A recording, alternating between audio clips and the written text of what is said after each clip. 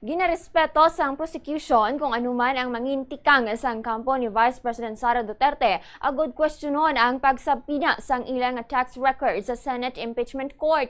Ini matapos nagpagawa sang statement ang bana sang Vice President nga si Attorney Manasseh Mans Carpio. Ginsiling ni Attorney Carpio nga dapat marisolba ang mga legal nga issue kaangot sa otorisasyon sa pagpagawa sang ilang income tax record paagi sa husto nga proseso sang korte. Nagapanindugan ini nga nagapabilin gihapon ang importante nga pamangkot konstitusyonal kag legal. Gin-question man sang bana ni VP Sara kung nasunod gid man ang mga kinahanglanon nga mga pamaagi kag rekomendasyon sa idalom sang nagkakaigo nga legal framework antes ginhatag ang otorisasyon para sa pagpagawa sang mga record. Suno kay Carpio, dapat masulbar ang mga issue paagi sa husto nga proseso sang konstitusyon kag sang hudikatura kag hindi paagi sa pampubliko nga debate. Sa interview naman sang Bombo Radio kay Attorney Benjamin J. Talosa Jr., ang House Legal Spokesperson kag Private Prosecutor,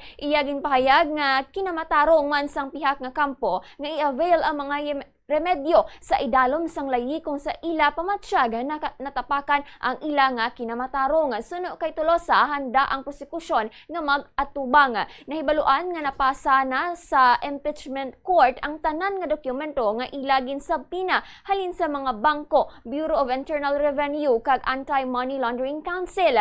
Ini nga mga dokumento ang gamiton sa presentasyon sang prosecution sa masunod pa nga mga article of impeachment nga amo ang ginaaligar unexplained wealth o kung hindi mapaathag nga manggad.